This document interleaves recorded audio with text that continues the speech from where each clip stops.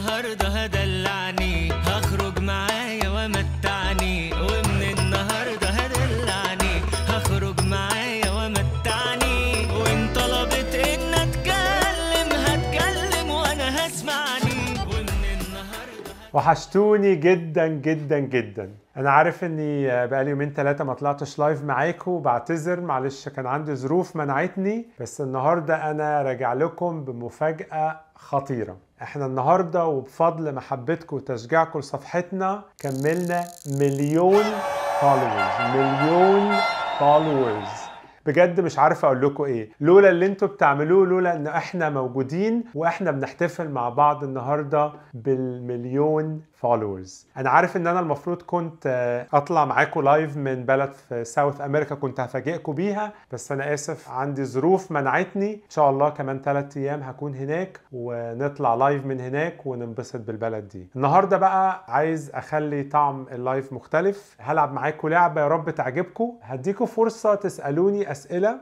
واوعدكم ايا كانت الاسئله هجاوبكم عليها بصدق على قد ما اقدر. طب ده الاسئله نزلت ترف. عندك كام سنه؟ 45. اكتر اكله بتحبها؟ انا طبعا كلت في بلاد الدنيا كلها وكلها اكلات خطيره وطعمها فعلا حلو، بس انا بحب الملوخيه بالعيش الشمسي. ايه اكتر وقت صعب عديت فيه في حياتك؟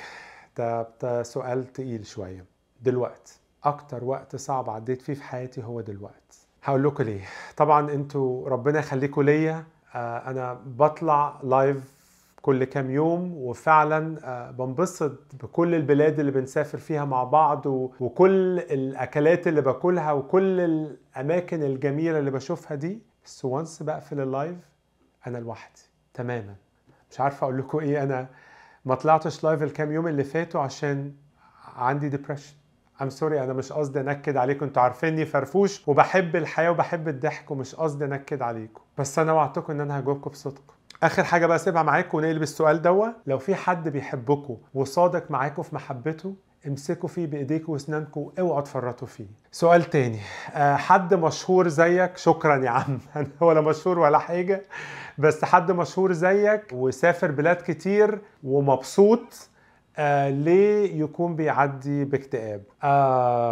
مش عارف لو عندي إجابة كنت قلتها. أنا بحب الحياة زي ما انتوا عارفين، وفعلا لما بخرج وبقابل ناس وبلف بلاد الدنيا وعندي فريندز من كل جنسيات الدنيا، وفعلا بنبسط معاهم وفعلا بقضي وقت حلو معاهم، بس في الآخر بلاقيني فاضي من جوه، في حتة مش مبسوط. أروح اعمل زي ما تامر بيقول ادلعني وفرفشني وابسطني، انبسط شويه. حلو ان انا ابقى مع نفسي وادلعني، بس في الاخر برضه بلاقيني مش مبسوط، وما بين ده وما بين ده انا محتار. على فكره انا مش لوحدي، قابلت ناس كتيره بيعدوا بنفس المشكله، وممكن واحد من حضراتكم او ناس كتيره تكون بتعدي بنفس المشكله دي. انا بقى اللي بسالكم ليه؟ لو عندكم اجابه للسؤال ده وجاوبوني عليه بليز. نقفل بقى الأسئلة الجد دي، نطلع نفرفش شوية مع تامر ونرجع نكمل بقية الأسئلة. وهخلص السهرة معايا وهطلع أعشيني، هخلص السهرة معايا